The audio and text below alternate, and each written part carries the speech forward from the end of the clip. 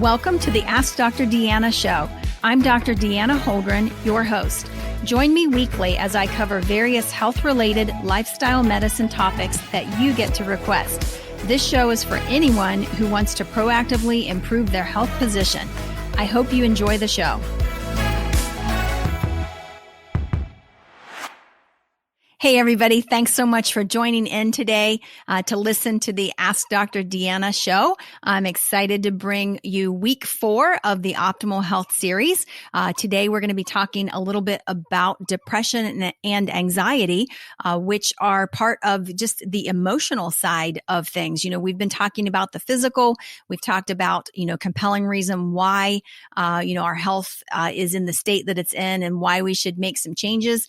And this week, we're going to hit on this emotional side of things because it is so important as well. And there's so much that goes into this, even from a physical standpoint, as we are going through life, a lot of times, it's easy to get off balance or out of balance nutritionally. And then suddenly, you're struggling with some anxiety, you're struggling with some depression.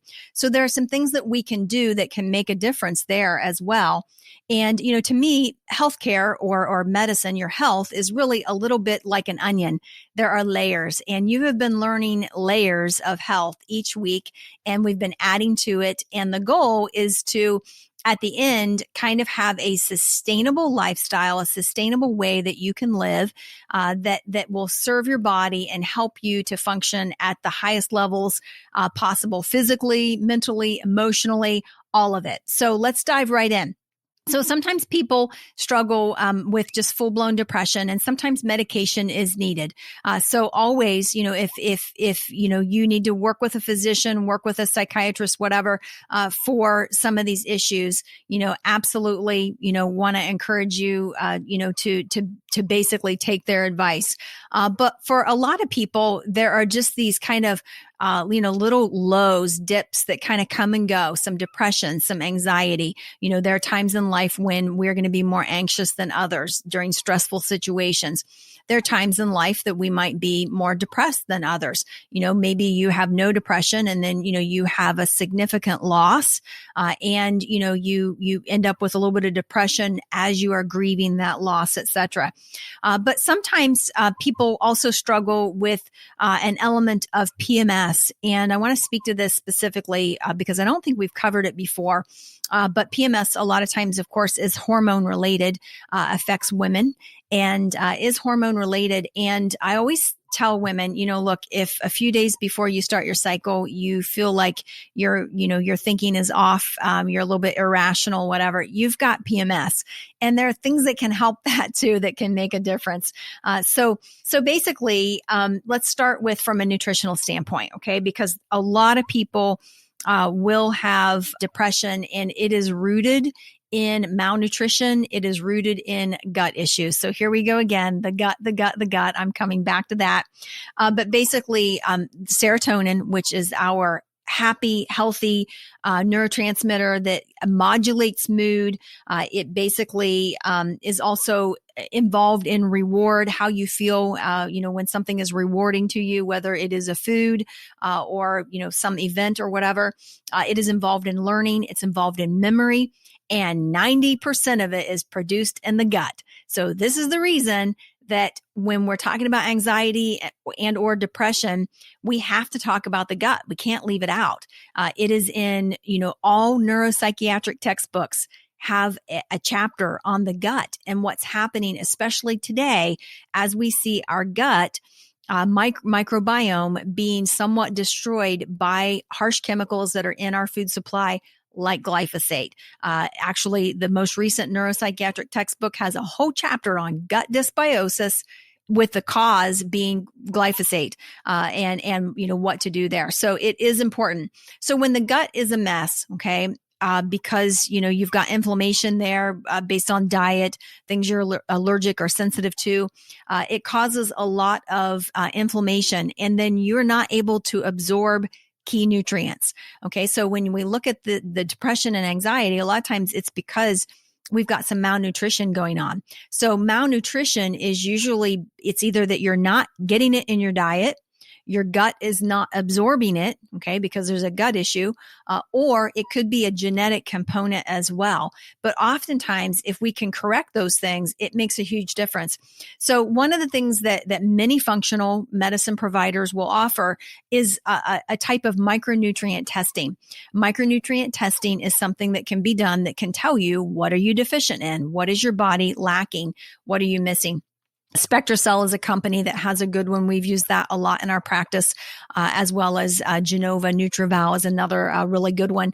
Both of them are great and can really give you a lot of great information about what is going on inside your body if you need help. But for a lot of people, it's a B12 deficiency. You know, they're low in B12. And if you look at what are the symptoms of low B12, low energy, you know, fatigue, depression, there are many, many, many other symptoms as well.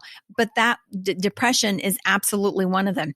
Vitamin D. Okay. Sometimes people are low in vitamin D, and it could be that they are just, you know, live in an area where they don't get outside. They don't get a lot of sun exposure. That's how we make vitamin D. There are certain foods that are fortified with it, but a lot of us don't eat those foods. So you either have to get it from the sun or you need to supplement, one of the two.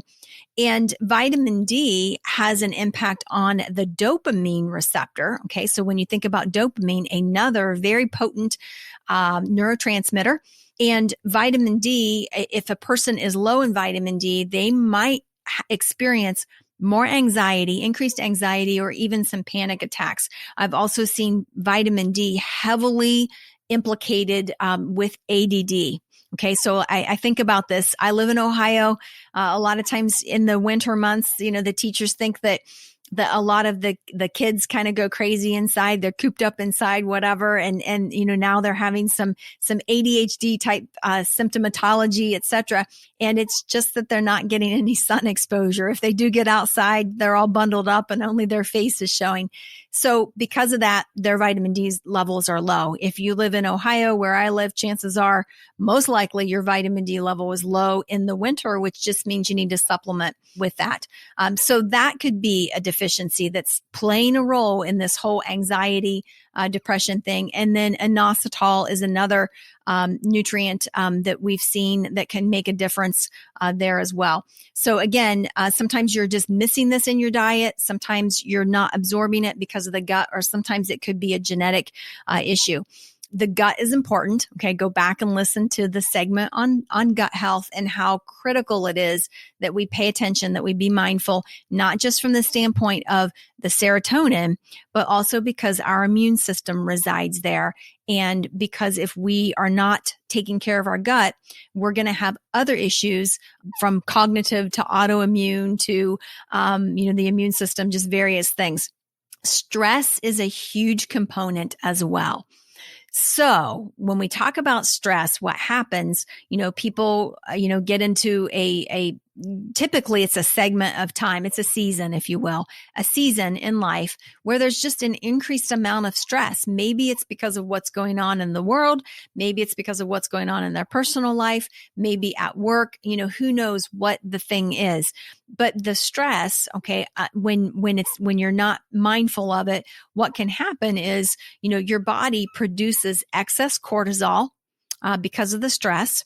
And eventually you're pushing out a lot of cortisol from the adrenal glands. And eventually the adrenal glands get kind of tired, and, or, you know, there's a bit of resistance to it, whatever. And then eventually the cortisol levels can fall low. And you're going to see a lot of fatigue. You're going to see some depression with that, just really low energy across the board, as well as immune issues, issues with allergies as well. So it just messes the entire system up. We need to do a podcast. Maybe when we finish this session, we'll do one just on adrenals and adrenal fatigue as well. I think that would be a great topic to cover in the near future. So stress, we have to be aware of it. The best way to conquer it, it's interesting because I can remember thinking in med school, I would hear this phrase, stress will kill you. And I'm sure you've heard that as well. And I can remember thinking, what could you possibly do about it? Okay. What can you possibly do about the stress? And there are so many things that we can do. It's taken time for me to learn that. I'm typically the person who's on the go. I'm moving forward as quickly as possible from point A to point B. So there's a lot of stress that goes along with that, obviously. And so basically taking care of yourself, personal care becomes really, really important. Exercise for many is a way to manage the stress. Getting really good, efficient sleep is another way to manage stress. If you're not sleeping well, chances are your body is not healing or repairing itself the way that it should be. And so again, then you get this accumulation of stress. Or accumulation of stress on the body, if you will, stress on the adrenals, because you're not sleeping and giving the body what it needs. So stress is a critical component that drives this depression and anxiety as well. Hormones, I mentioned that earlier. There is a podcast just specifically on hormones. But basically, if your hormones are out of balance, you may be having some issues with depression, with anxiety, with PMS as well. There's a whole interplay between progesterone, estrogen, testosterone. There's so many more hormones in our bodies. We've got thyroid hormones, we've got adrenal hormones, we've got, hormones that, insulin is a hormone as well. So many hormones that all work together. But when we look at those reproductive hormones, the progesterone, the estrogen, the testosterone, again, if you are out of balance in any of those, that could be contributing to some anxiety, to some depression. And there's some great tests that you can do. There are providers out there, functional med providers, who can basically test your hormones and figure out, where you are and help you to get balanced and see if that's actually the root cause of the depression, of the anxiety. And then finally, we want to talk a little bit about genetics, okay, heredity. Sometimes it's just a hereditary thing that will drive toward depression and anxiety. So one of the things that I see often in my practice, sometimes I'll have somebody come in and, they've got this longstanding family history of mental health issues. Maybe this patient has even been misdiagnosed, I would say, as bipolar at some point in their life. But they seem to be holding it together somewhat. And basically, a lot of times those patients actually have a little genetic defect. It's called MTHFR. MTHFR stands for 5-methyl tetrahydrofolate reductase. Long word. Definitely you want to just call it MTHFR. This is a methylation defect. This is a something that somebody is born with. And I would say that many, many years ago, people were born with this particular defect, and it probably didn't play a role in poor health as much as it does today. The reason it does today is that particular enzyme is one of the enzymes that is very much responsible for detoxification through methylation in our bodies. And so for the person who who basically has not, been able to clear toxins from their system because they maybe have 30% of this enzyme, whereas I have 100%, for that particular person, they are not going to feel well. Okay. They're going to have some depression. They're going to have some anxiety. Part of the reason is that they're toxic. In a sense, if you were to say, well, how do I know if, for example, my kid is using drugs, or how do I know if I've been poisoned? Well, one of the top 5 symptoms would be behavioral disturbance. The person's just not acting right. Okay. Their behavior is off. And so for a lot of patients, that's actually the problem. And I've seen so many patients who were then diagnosed with this particular genetic issue respond beautifully with basically methylated B12, some glutathione, or NAC to help support their glutathione, and just have a dramatic improvement in their overall health, not just their health, but their mood, their behavior, and so many other things. So there's some great information on MTHFR at spectracell.com. Spectracell is a company. They do testing for that particular gene defect, and it just can make a huge difference. So that's one example of a gene that could be just a little off, okay, that can have a dramatic impact on our the emotional side of our health, if you will. B12, I mentioned that earlier. If a person is low in B12, yes, of course, they're going to have some depression. Vitamin D. Okay. So I mentioned just not getting enough from exposure, but for some people, they actually have what's called a VDR, vitamin D receptor genetic defect. And for those people, they're going to be continuously low in vitamin D.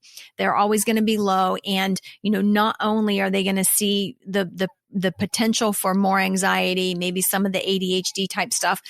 But in addition, there's also some link because of the dopamine receptor. There's a link there with addiction medicine as well. So, again, correcting that vitamin D deficiency becomes critical, makes a huge difference. There are several other genes as well. Besides the MTHFR, there's one called COMT, which again plays in with methylation. So many genes that are involved that can play a role. And again, if you said, well, how do I even know this? There are ways that you can figure out, what's going on genetically, work with a functional provider. They typically know kind of, inexpensive ways to be able to get testing done that will make a difference. So one of the reasons that I bring this up, okay, the whole emotional side is of course, because, we're emotional, spiritual beings. Okay. And one of the things that happens is when people are struggling with anxiety, they're struggling with depression, they're struggling with some of these other things that we see that kind of push us toward that mental health side of health. It can have such a negative impact on the mind. And, that is such an important component to me as I think about how does a person, function at their best and just be able to, live vibrantly? Well, a lot of that has to do with what is going on between their two ears, what's going on in their mind. And I think that when a person has a lower mood, they're feeling depressed or anxious, etc., they are basically more susceptible to believing the lies that happen inside their head, the things that you hear that are maybe percolating up there or whatever, that just simply aren't true. How many times have you had somebody who, maybe looked at you the wrong way or, something like that, and you basically thought that this person was maybe even mad at you? Okay. And then you've got this whole thing going on in your head or whatever. And it's not true. They weren't at all. They were maybe picking their teeth or who knows what it was. It wasn't what you thought at all. And I think that, when we are looking at emotional health, mental health, etc., that becomes so important that we are, in a sense, minding our mind. A very, very wise woman once told me, mind your mind, because what you think about, you bring about. And I have found it to be so, so true because, if you think about, somebody's mad at me or they're this or that or whatever, again, a lot of times as we fixate on things and we focus on things, that actually does become the reality. There was once a study and it was basically a study in a school. And they took the lower level of students and put them in a class and basically told them that they were the smartest kids in the school, that they were the smartest in the entire class. And they just kept telling them that they were the smartest and they were teaching them and giving them material, etc. And these kids who were actually the lowest level IQ of the class ended up outperforming because of what was being fed to their mind. So it becomes so, so important. And I always say, one of the best tools to me to help in this area is to constantly focus or think about things that are great, things that are awesome, things that are wonderful in the world, things that bring you joy, that are good, solid, things that make a difference in terms of how you feel. Think about those things, because then when something negative kind of slips in there, you are aware of it. You're aware of it. You can basically, take that thought captive, if you will, and decide not to believe that because it just doesn't serve you. Making sure that we are in a good emotional state, that we're not struggling with anxiety, that we're not struggling with depression. that we're not struggling with PMS can make all the difference in the world. Because again, we are definitely more susceptible to, believing lies and things like that when we're in those states. So I hope this has been helpful. Listen, if you have enjoyed learning in this series, the Optimal Health series, you may be interested in picking up a copy of Dr. Deanna's Healing Handbook, which is available at deannaholdren.com. It's got more detailed information. It's got all the science, all the research, all of the footnotes, if you will, for everything that we discuss on the podcast. And it's basically a handbook for health, a handbook that basically helps you to get clean on the inside and helps you stay clean. It's all about preventative health, and it gives you the why behind it. So I want to encourage you to do that. And just thank you so much for joining in on this series. Next week, we are going to wrap this series up, and we're going to talk about sustainability and how to live this whole lifestyle that we've been talking about that's going to help you to have vibrant health and reach your health goals, and how to basically turn that into a sustainable lifestyle. So thanks so much for joining, and have a great day. I hope you enjoyed that episode. For more information, visit me at deannaholdren.com. Find me on Facebook, Instagram, and Twitter at Dr. Deanna Holdren. I really want to hear from you, so message me. I love taking your messages and creating topics from them. Please rate, review, subscribe, and share my show with those who have an interest in health and wellness. Thank you for tuning in, and see you next week.